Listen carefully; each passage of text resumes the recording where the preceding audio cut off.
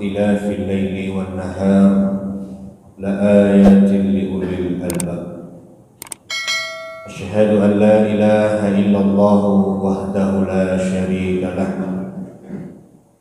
وأشهد أن سيدنا محمدا عبده ورسوله لا نبي بعده اللهم صل على محمد وعلى آله وصحبه أجمعين. Para guru-guru kami, Bapak Ibu sidang jamaah salat fardu subuh yang dirahmati Allah. Marilah kita terus bersyukur kepada Allah Subhanahu wa taala. Sampai detik ini Allah masih meringankan langkah kita untuk menunaikan ibadah fardu subuh, dan mudah-mudahan kita dapat konsisten melaksanakan ibadah ini di dalam rangka kecintaan kita kepada Allah Subhanahu wa taala. Pada subuh hari ini kita akan mengupas sedikit tentang bagaimana kita bisa meneladani satu daripada sekian banyak rasul dan nabi Allah, yaitu Nabi Ibrahim alaihissalam. Kalau kita buka sirah dan sejarah, maka sejarah Islam itu tidak lengkap kalau kita tidak menyertakan cerita dan sejarah pengalaman bagaimana Ibrahim itu. Dan Rasulullah sendiri pun itu hadir di atas dunia ini juga salah satunya berkat doa yang diminta oleh Nabiullah Ibrahim alaihissalam. Maka sejarah Islam ini seperti puzzle, Pak. Kalau kita sedang merangkai puzzle di dalam satu papan puzzle itu, maka rasa-rasanya ketika Nabi Ibrahim tidak disertakan, ada yang kurang dari puzzle itu. Sehingga di dalam ibadah solat kita pun, saat ketika di akhir selawat daripada setelah kita membaca at-tahiyyatul, maka kita juga menyertakan selawat yang itu di dalamnya memuat tentang permintaan kita agar Allah Subhanahu wa taala memberikan kepada Nabi Muhammad dan keluarganya bahagia sebagaimana kebahagiaan yang pernah diberikan Allah kepada Ibrahim dan keluarganya. Maka jemaah yang dimuliakan Allah, ada banyak tentang sejarah Ibrahim yang patut kita teladani, tapi dalam hal ini kita meneladani sifat dan tabiat yang ada pada keluarganya Ibrahim saat ketika peristiwa yang terjadi di bulan Zulqa'dah, bulan Zulhijjah juga, serta apa yang terjadi di dalam pengalaman beliau. Bisa juga kita melihat satu ayat Allah Subhanahu wa taala yang terdapat dalam Quran surah Asy-Syu'ara. Itu kalau kita punya kesempatan bisa kita buka pada ayat yang ke-70 sampai ke ayat yang 90. Yang menariknya jamaah yang dimuliakan Allah, dari ayat yang kami sebutkan itu ternyata sebahagian daripadanya berisi tentang doa-doa Nabi Ibrahim alaihissalam. Ada juga berisi tentang dialognya dengan ayahanda tercinta yang membuat berhala, serta dengan kaumnya yang juga ikut menyembah berhala, yang dalam potongan-potongan cerita dan doa itu semuanya telah terangkum pada ayat 70 sampai 90. Semua ujian Nabi Ibrahim alaihissalam itu, kalau kita lihat dalam Quran surah Al-Baqarah ayat 124, ternyata Nabi Ibrahim itu diuji Allah dan kemudian ujiannya dijalankan dengan sempurna. Maka Nabi Ibrahim meminta di dalam Quran surah Asy-Syu'ara 84. Kata Nabi Ibrahim di sana, waj'alni lisana sidqin fil akhirin. Apa kata Nabi Ibrahim? Ya Allah, aku meminta jadikanlah aku ini untuk kemudian menjadi buah tutur kata yang baik untuk orang-orang setelahku. Beliau meminta agar apa yang terjadi pada beliau di saat Allah mengujinya, di saat Allah memberikan ujian kepadanya dan dia melaksanakan ujian itu dengan sempurna, kata Allah, maka beliau menginginkan apapun yang terjadi pada beliau, hendaknya nanti suatu hari Allah memberikan ilmu dan pemahaman kepada orang setelahnya agar mereka mengucapkan, bertutur kata, membicarakan tentang hal-hal yang baik saja yang ada pada Ibrahim itu.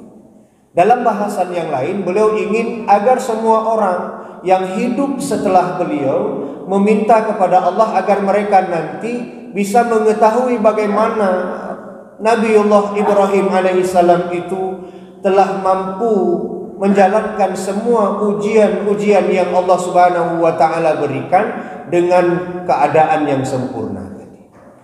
Maka kalau kita lihat pada surah Al-Fatihah yang kita bacakan tadi, kita meminta agar Allah memberikan petunjuk yang lurus kepada kita.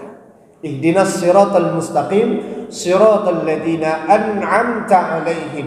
Kita meminta kepada Allah, ya Allah, berikan kami petunjuk jalan yang lurus, yaitu jalan-jalan yang Engkau telah berikan nikmat kepada mereka.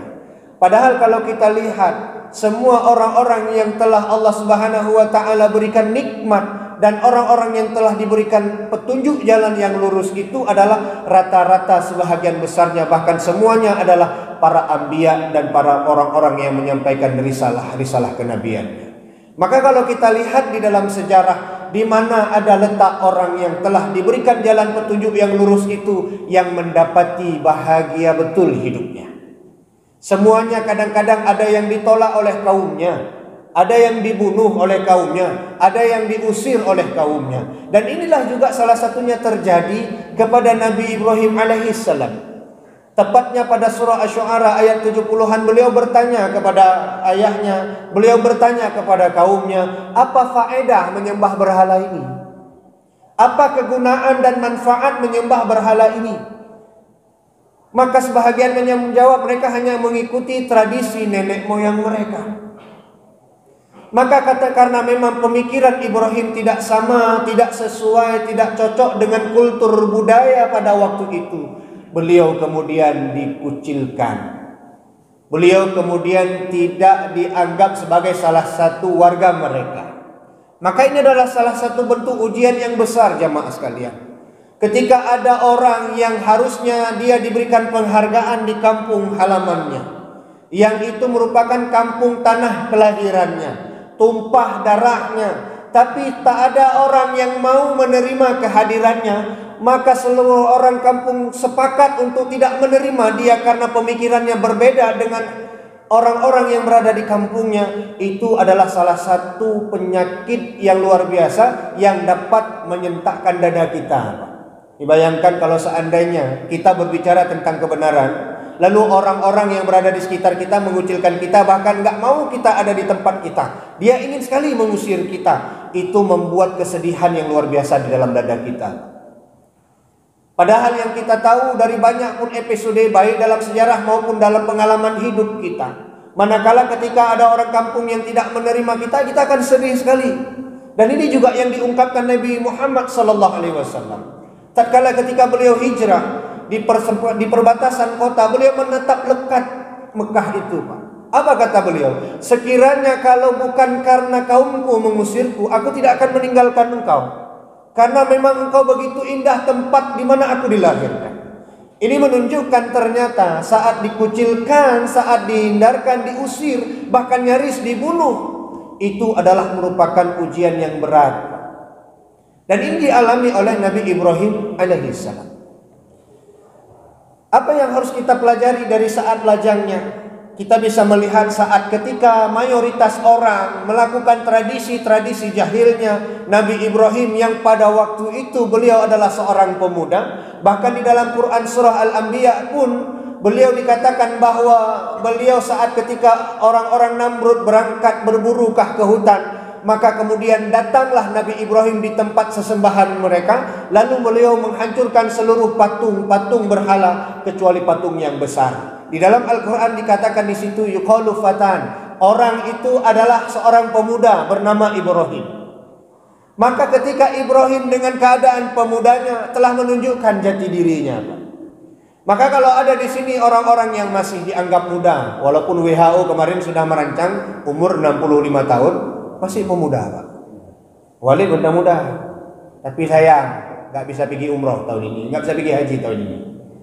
Maka jemaah yang dimuliakan Allah Subhanahu wa taala, maka kalau kita melihat seorang pemuda yang begitu tangkas, yang dia pasti mendapatkan konsekuensi yang tinggi atas pelakunya, tapi dia berada di jalur yang tepat, berada di atas kebenaran walaupun hak kebenaran itu pahit.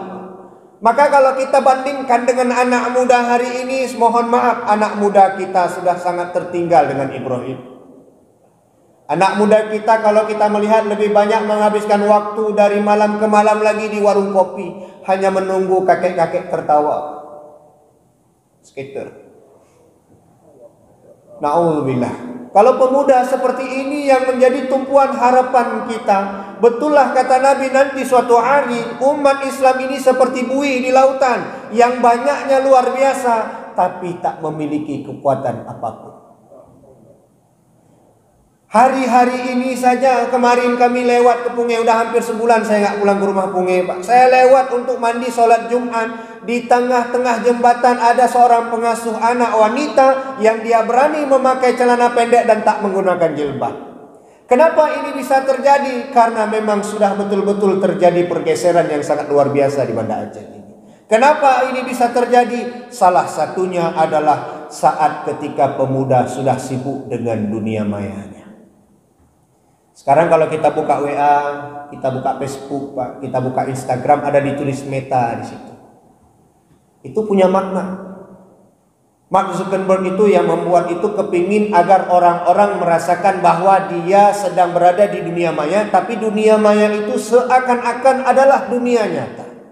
Maka bayangkan kalau seandainya dunia maya ini ingin diciptakan menjadi dunia yang nyata, bagaimana nasib dunia nyata itu? Maka tatkala ketika anak muda, orang tua, ibu-ibu sibuk dengan HP-nya masing-masing, lagi kemudian hilang kepekaan terhadap ilmu sosialnya yang berada di masyarakat, yang terjadi kita sudah mulai kurang empati terhadap lingkungan kita. Maka yang terjadi salah satu penyakit yang sudah menggerogoti anak muda, baik yang berada di kota maupun yang di kampung. Tapi parah lagi yang di kampung sekarang, Pak. Akses di mana-mana, anak muda sudah terikat dan sudah tersumbu dengan yang disebut dengan sabu-sabu dan narkoba. Banyak anak-anak muda kita yang hari ini sakau, Pak. Kita pikir aman-aman saja kalau kita minta di data di BNN, dan kebetulan ketua BNN Banda Aceh pun orang kita di sini. Coba cek sampai tingkat aparatur negara pun ada yang mengkonsumsinya. Kenapa ini bisa terjadi? Ternyata karena kita sudah hilang izzah dan marwah sebagai umat yang terbaik di dunia ini. Belum lagi kasus LGBT, Pak. Sekarang LGBT itu diberikan panggung, dan kalau ada orang yang menolak LGBT berarti dia telah melanggar HAM.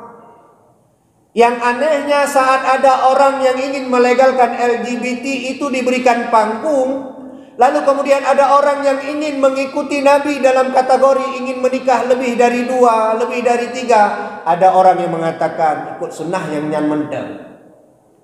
Artinya apa? Sesuatu yang dalam Al-Quran sudah dijelaskan boleh saja nikah 1, 2, dan 3. Kalau memang Al-Quran sudah mengatakannya berarti itu ada hukumnya. Silakan ibu-ibu di belakang nggak setuju dengan poligami. Saya pun kadang nggak setuju juga. Tapi jangan benci hukum Allah, jangan haramkan hukum Allah itu. Yang harus kita lihat hari ini, hukum Allah diinjak-injak, dihina-hina. Tapi LGBT yang melanggar fitrah manusia diberikan panggung saat ini di Indonesia. Bahkan orang yang berani menuding itu dianggap telah melanggar hak asasi manusia. Di Aceh, Pak, udah hampir 3.000 kasus LGBT itu. Terong makan terong, Pak. Padahal kalau anjing dimasukkan ke dalam kandang jantan sesama jantan, itu kita paksakan dia kawin, dia marah. Maka mohon maaf, orang perilaku LGBT jangan buat anjing heran lah. Kalaupun ketika kita melakukan hubungan yang sifatnya itu adalah bagian daripada penyakit, ya, kalau orang rumah sakit itu katakan LGBT itu penyakit, Pak. Maka Bu, Pak, kalau itu disebut dengan penyakit, apakah kita membiarkannya? Apakah atau kita mencoba untuk mengobatinya? Kalau kita berupaya untuk membiarkannya, maka penyakit itu akan melebar. Dan sudah terbukti, hari ini sudah hampir 3.000 kasus LGBT itu. LGBT itu saya selalu mengatakan seperti kurap, Pak. Mohon maaf kalau kita punya kurap di belakang ini atau pano di belakang ini. Itu penyakit kita biarkan atau kita obati, Pak. Lah setidaknya kalau kita nak mau pergi ke tempat dokter penyakit spesialis kulit, kita pergi ke apotek. Apa yang kita cari? Nosip 88 lah. Kenapa? Karena kalau pano ini kita biarkan, dia akan membuat pulau yang lebih lebar. Waktu ditengok sama istri kita di rumah, kita buka baju, dia heran, bang, ini memang musim hujan bang, plafon yang bocor kok juga ada bekas air belakang bang, padahal nggak, kurapnya udah melebar. Itu kalau kita biarkan dia akan membesar. LGBT pun sama seperti itu. Kalau kita biarkan dia akan membesar. Maka orang-orang dulu pak, kalau ada pano di belakang itu, kalau nggak mau pergi ke apotik, ada juga obat tradisional, lengkuas. Itu dipotong, digosok sampai luka. Lukanya itu insya Allah bertahan 1 minggu ke depan. Sakitnya luar biasa. Kalau belum merah, belum berhenti yang menggosok. Ini artinya apa? Kalau memang ingin LGBT itu harusnya bumi dihanguskan di sini, disitulah salah satu pemerannya adalah pemuda. Maka Ibrahim alaihissalam mengajarkan kepada kita, walaupun dia bersendirian, dia tetap mengatakan kebenaran itu kebenaran. Karena memang mayoritas belum tentu itu sebuah kebenaran. Boleh jadi kadangkala minoritas itu yang menjadi kebenaran. Ini waktu mudanya. Kemudian jamaah yang dimuliakan Allah Subhanahu wa ta'ala, apalagi pelajaran yang bisa kita ambil dari seorang Nabi Ibrahim itu. Setelah beliau diuji oleh Allah dengan kaumnya di waktu muda, lalu beliau kemudian dikucilkan, bahkan nyaris ingin dibakar. Memang sudah dibakar tapi apinya dingin. Apa yang terjadi kemudian? Waktu beliau kemudian menikah, ada ujian baru yang datang kepada beliau, Pak. Beliau tidak punya anak.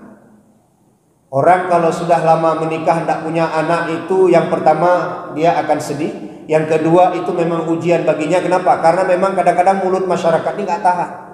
Kita ini kadang-kadang Pak, mohon maaf, ketika ada anak lajang belum kawin, kita bilang, kok nggak nikah-nikah, tapi kita nggak cari solusi untuk dia.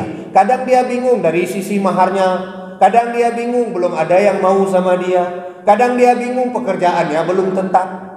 Maka kita ketika menanyakan, kamu pajang lo, kawin nikah, ke pajang, tanya dulu apa kekurangan dan apa yang menjadi masalah dia sehingga dia sudah umur hampir 30 belum menikah. Kenapa?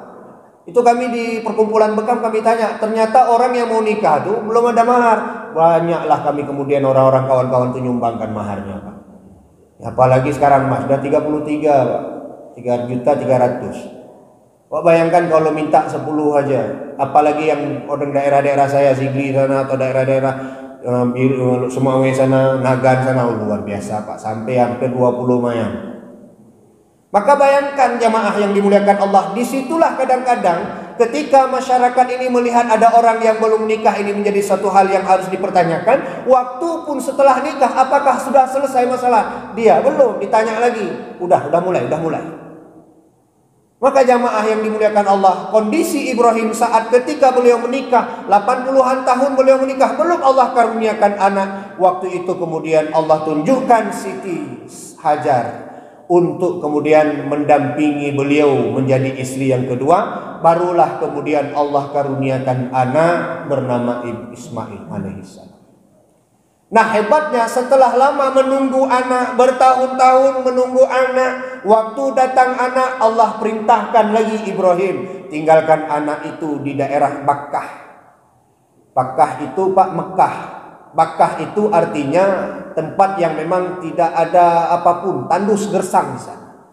Maka kita tahu Nabi Ibrahim menyerahkan dan kemudian meletakkan anaknya dan istrinya Bunda Hajar di satu lembah yang Bakkah, sifat dan cirinya tandus, tidak ada kehidupan, jangankan makhluk hidup, air nggak ada di sana Pak.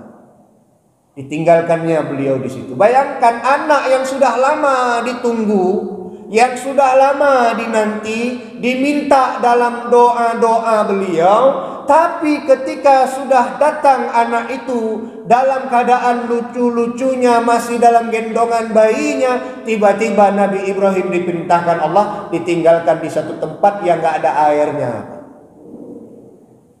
Coba kalau Bapak bisa tengok istri nanti, Pak tahan begitu, bawalah beliau ke Gunung Gurute yang kalau kita ngopi ada pulau satu, bawa ke situ. Dek, perintah Allah, adik disuruh bawa ke pulau itu. Kalau dia tahan, alhamdulillah. Kalau dia bilang aku mau pergi ke Melabu aja lah bang, kawin sama orang lain aja lah, nah, berarti ada hal yang salah. Coba buktikan. Ternyata Bunda Hajar ketika itu pun bertanya kepada Nabi Ibrahim, wahai suamiku, kenapa kok bisa kami ditinggalkan di sini? Kenapa kami harus ditinggalkan di tempat yang tidak ada air ini? Tidak ada satupun kehidupan, tidak ada orang, tidak ada apapun di sini ya Rasul. Wahai suamiku, bisa engkau tinggalkan kami di sini? Tak dijawab Nabi Ibrahim. Sampai kemudian Bunda Hajar katakan, apakah ini perintah Allah? Maka Ibrahim kemudian mengatakan, iya.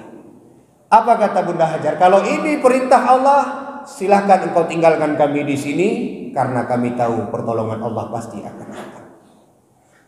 Maka jamaah yang dimuliakan Allah, ujian ini berat. Begitu beliau berdakwah, anak ditinggalkan di situ, maka yang terjadi yang kita tahu bahwa Bunda Hajar kemudian berangkat dan mendapati anaknya dalam kondisi kehausan, lalu beliau berangkat ke Safa dan Marwah untuk mencari air itu. Jamaah subuh yang dirahmati oleh Allah Subhanahu wa taala. Setelah kemudian, saya nggak lanjutkan itu karena udah sering saya ulang cerita itu, Pak. Bagaimana kemudian nanti beliau mendapatkan air dari celah kaki Ismail. Lalu bagaimana Allah, walaupun yang dikerjakan Hajar tidak berpenghasilan, Safa dan Marwah tidak keluar air, tapi Allah menghargai apa yang dikerjakan oleh Bunda Hajar dengan terus membudayakan ritual itu saat orang berangkat haji dan umroh. Tapi itu nanti episodenya sudah pernah saya ceritakan, tidak cerita lagi itu. Yang mau saya lanjutkan adalah tatkala ketika sudah datang waktu Nabi Ibrahim pulang untuk menjenguk istri dan anak yang sudah lama ditinggalkannya di tempat yang tidak ada kehidupan itu. Ternyata tempat itu setelah ada air Zam-Zam sudah berubah menjadi perkampungan. Sudah lebih maju, sudah banyak masyarakat, sudah banyak warga di sana.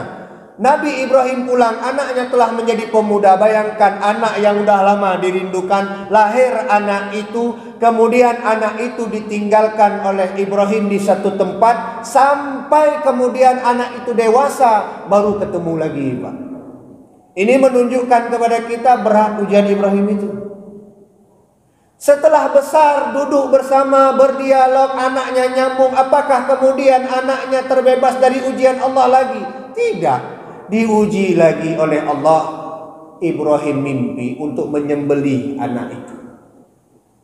Udah lama nggak ketemu, Pak. Kalau kita berada di posisi Ibrahim mungkin kita nggak sanggup. Kalau kita berada di dekat Nabi Ibrahim mungkin akan kita berpaling dari apa yang telah diserukan. Bahkan kita bilang nih jangan-jangan bisikan setan aja nih. Tapi itulah kemudian Nabi Ibrahim sampai menunggu 3 malam berturut-turut mimpi yang serupa agar menyembelih anaknya. Maka kemudian yang terjadi, beliau melakukan musyawarah dengan orang-orang di rumahnya. Lalu kemudian Nabi Ismail katakan, kalau itu perintah Allah, lanjutkan ya. Walaupun di hari saat ketika beliau itu berada di tempat itu, di bukit itu yang hendak disembelih itu, istrinya tidak tahu, Pak. Maka kenapa kemudian nanti ada yang disebut dengan lempar jumroh di 10 Zulhijjah itu? Karena waktu itu setan datang memberitahukan kepada Hajar bahwa anaknya bukan dibawa jalan-jalan, tapi mau disembelih. Di sini bisa kita ambil pelajaran unik. Kenapa yang harus didekati wanita dulu? Karena ternyata yang paling cepat terpengaruh pada saat ketika dalam kondisi bermasalah adalah wanita, Pak. Tuh kalau kita kadang-kadang mau beli sesuatu barang, enggak kita beli, yang digoda sama penjualnya itu pasti perempuan, Pak. Istri kita. Bu, pegah bala koroni, lagak aja yo. Sayang nyo, singa itu bete. Walaupun kadang-kadang ketika kita pergi toko lain berserak tunggu baju. Tapi istri kita bilang, "Pak, kanale nyo edisi khusus." Ada begitu, Pak.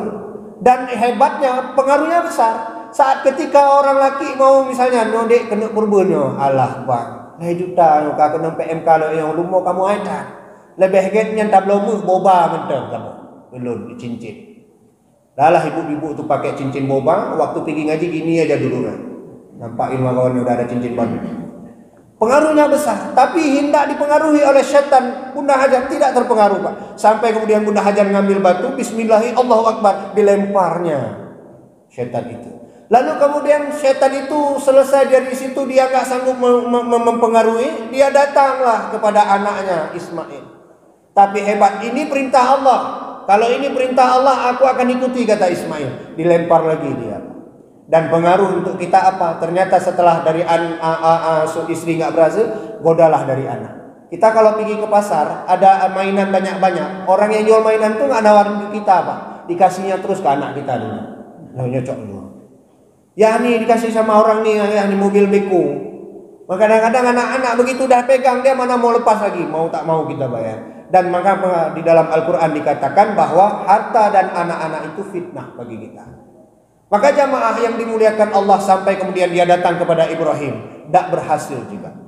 Sehingga pelajaran dari sini yang pertama kita dapati adalah bagaimana keluarga Ibrahim itu betul-betul mentaati perintah Allah Subhanahu wa taala dan tidak mendengarkan rayu bujuk setan itu. Dari kita ada dua pelajaran. Yang pertama, tak bolehlah kita kemudian mendekati, berkawan, berakrab dengan setan, karena memang dia betul-betul musuh yang nyata bagi kita. Yang kedua, dari peristiwa ini dapat kita ambil satu kesimpulan lagi adalah bagaimana saat ketika orang melempar jumroh di tanah suci, bukan dia sedang membayangkan setan yang ada di Ibrahim itu saja, yang pernah menggoda Ibrahim itu saja, tapi ketika dia lemparkan jumroh itu, yang dia lempar adalah sifat-sifat setaniah yang ada di dalam dirinya, agar jangan sampai menggerogoti amal ibadahnya. Maka ketika kita menyadari peristiwa ini, kita hendaknya, harusnya mengeluarkan sifat buruk yang ada pada diri kita. Sifat dengki kita, sifat hasad kita, sifat sum'ah kita, sifat merasa kita lebih hebat dari orang lain. Itu semuanya harus kita buang demi kita mengikuti Nabi Ibrahim alaihissalam. Yang ketiga pelajaran dari peristiwa itu jamaah sekalian, yang disembelih Ibrahim walaupun dalam perintahnya adalah Ismail, walaupun kemudian diganti oleh Allah dengan hewan qibas namanya, tapi yang hendak diajarkan kepada kita oleh Nabi Ibrahim alaihissalam adalah menyembelih atau mengikis, mengurangi rasa cinta kita selain daripada Allah Subhanahu wa taala. Itu yang hendak diajarkan pada peristiwa itu. Bagaimana hari ini orang banyak sekali mencintai hartanya di atas kecintaan apapun, Pak. Banyak sekali hari ini orang bisa terpengaruh dengan anak dan istrinya sehingga kadang-kadang nggak mau taat kepada Allah. Kasus korupsi yang terjadi sebahagiannya adalah karena bujuk rayu seorang wanita di rumah yang perabotannya tidak lebih lengkap daripada perabotan tetangganya. Dan ini menunjukkan kepada kita, semua yang kita cintai di dunia ini jangan sampai melebihi kecintaan kita kepada Allah Subhanahu wa taala yang memang betul-betul patut kita cintai karena Allah Maha Cemburu. Dan inilah yang diinginkan oleh Allah, jangan sampai karena anak dari Ibrahim ini yang Allah lahirkan ini membuat Ibrahim itu berpaling dari Allah atau mengurangi cintanya kepada Allah. Dan inilah yang ditanamkan kepada kita sifat yang disebut dengan pengorbanan. Pengorbanan ini bisa dalam bentuk memang kita ingin membuat harta kita itu di tangan kita saja, jangan di hati kita. Dalam bentuk pengorbanan yang lain memang dianjurkan kita sebagaimana kata-kata Rasul Nabi Ibrahim yang diperintahkan untuk berkurban itu juga untuk berkurban di hari itu. Guna apa? Untuk kita menghindari kecintaan kita kepada harta kita. Makanya kenapa Nabi Rasulullah SAW mengingatkan kepada kita, kurban yang kita punya itu adalah semata-mata juga selain untuk membuat kita taqarrub kepada Allah, juga untuk membuat kita menjadi sadar itu sebagai bentuk syukur kita atas limpahan karunia nikmat yang Allah berikan kepada kita. Makanya kenapa ketika ada orang yang banyak duitnya, banyak hartanya, tidak mau berkurban, Nabi itu mengancam mereka untuk jangan mendekati tempat sholat ini. Kita kadang-kadang merasa tidak mampu, Pak. Ini yang penyakit kita untuk kurban ini nggak mampu. Saya belum tahu berapa dah jumlah di Belangko ini. Tapi yang saya tengok biasanya rame, Pak. Cuman kadang-kadang itulah kupon nggak dapat oleh. Ini kita kadang-kadang ketika sudah nggak mau berkurban, kupon yang kita cari. Nyok kurban hana baca buat tanya Bapak Imam kan loh hana kupon siapa? Kenapa kemarin, Pak, ketika dilakukan survei, negeri kita Aceh ini menjadi daerah yang paling miskin. Ternyata setelah ditinjau yang membuat indikatornya kita menjadi wilayah yang miskin itu adalah banyaknya keluar surat tidak mampu dari kecil. Anak kena pegat beasiswa, pegat keterangan tidak mampu. Tengok tidak pegat sih, pegat apa? Saya anak punya kuliah. Maka ketika keluar itu, itulah yang kemudian dikatakan bahwa ternyata provinsi Aceh ini provinsi termiskin. Ternyata diukur dari surat tidak mampu itu. Ini menunjukkan ternyata Orang yang ketika dia sudah bermental tidak mampu, dia pasti beranggapan lunhan mampu untuk kurban. Padahal Pak, kalau kita punya, mohon maaf nih, saya bukan ingin menyinggung, kalau kita rokok 2 bungkus sehari, cobalah sehari itu kita setiap harinya selama setahun, kalau 2 rokok itu 1 hari kita habiskan 1 bungkus saja, 1 bungkus lagi masukkan uangnya ke dalam kotak untuk kurban, untuk kambing. Ini mohon maaf, bukan saya juga tidak melegalkan maulid. Saya juga orang ikut maulid. Kita kalau mau datang maulid 4 bulan 5 bulan yang sebelum maulid itu sudah kita siapkan hewannya Pak. Ini datanya nyonya dan babek untuk persiapan maulid itu. Bayangkan kalau semangat menyiapkan bekal untuk kelahiran Nabi, bergembira dengan kelahiran Nabi, kita siapkan hewan ternak sedemikian rupa. Semangat itu kalau boleh kita alirkan juga untuk kurban. Kalaupun bukan dalam bentuk hewan, dalam bentuk uang. Buat kotaknya kurban 1444 nanti saya taruh di situ. Orang tanya itu apa? Ini untuk persiapan kurban. Sama kayak kita bilang ini untuk persiapan maulid. Maka jamaah yang dimuliakan Allah, kita ini sudah termindset dalam pikiran kita tidak mampu. Sehingga ini yang tidak dikehendaki oleh Allah. Kita harus menyembelih rasa cinta kita terhadap harta. Karena sayangnya kita dengan harta kita lah yang membuat kita kemudian tidak merasa mampu di kepala kita ini. Kadang-kadang memang terbukti sih Pak. Ketika kemarin ada sembako murah sebelum Ramadan di Sprindak itu saya ditawarin juga sama orang dalam. Itulah kadang-kadang manfaat orang dalam di situ Pak, mudah. Cuk KTP entah Ustaz. Tapi saya ketika ditanyain itu saya bilang, saya rasa-rasa nggak pantas ngantri di situ. Kenapa? Ada orang yang lebih penting dari saya. Saya bahkan bukan orang kaya, tapi untuk kebutuhan insya Allah dapatlah. Jadi saya nggak ngantri dan saya nggak menyerahkan KTP itu. Begitu kemudian saya amati yang ngantri Pak, gotongnya beras 5 kilo, diangkatnya 1 lemping telur, minyak, kemudian gula, sumringah sekali. Begitu lewat mau masukkan ke dalam kendaraannya barulah saya terperangah. Yang rata-rata ngantri Pak, namu tobajiru di rumah, fortune di rumah. Kenapa ini bisa terjadi? Mental tadi Pak. Saya pernah lihat di satu rumah orang kaya gaji 25 juta. Di rumahnya ada gas melon tertulis besar untuk warga miskin. Hitam pakai sih. Kenapa bisa begini? Mental. Maka jamaah yang dimuliakan oleh Allah Subhanahu wa taala, mental block inilah yang kemudian membuat kita tidak mau berkorban kepada Allah. Tidak mau kita melihat sisi baiknya dari ibadah kurban itu. Padahal Nabi katakan di yaumil qiyamah nanti akan datang daripada hewan kurban itu tanduknya, kukunya, kulitnya. Nanti di yaumil qiyamah dia akan datang kepada kita. Nyan misalnya na yang urung yang tak tanduk bak rumah Walid. Nyampu dah fikir, nya Walid na tanduk rumah sabah pedron. Pasti kita akan bilang kepu. Lah kalau kita memang orang Irian Jaya, orang Toraja butuh untuk buat trompet Pak. Tapi kalau kita di Aceh, tanduk itu nggak penting Bu. Lah ibu-ibu mungkin penting kalau ada suami selingkuh, bisa dilempar ke tanduk itu. Tapi kecil manfaatnya. Tapi Nabi sebutkan 3 itu. Beliau sebutkan tanduknya, kukunya, ya kan, kulitnya itu nanti di yaumil qiyamah akan datang. Sesuatu yang kita tidak pandang di dunia ini, sesuatu yang seakan-akan tak berharga di dunia ini, dia datang nanti di yaumil qiyamah. Maksudnya apa? Hadis ini unik Pak. Sesuatu yang tidak berharga di dunia saja dia datang, maka apakah lagi yang baik dan berharga pada hewan itu? Pasti dia akan datang kepada kita. Maka mudah-mudahan jamaah yang dimuliakan Allah, ini saya tengok bawa kopi pun sudah sangat terpengaruh dari 20 menit belakang tadi Pak. Jadi ini saja mungkin sudah setengah jam lebih saya berbicara.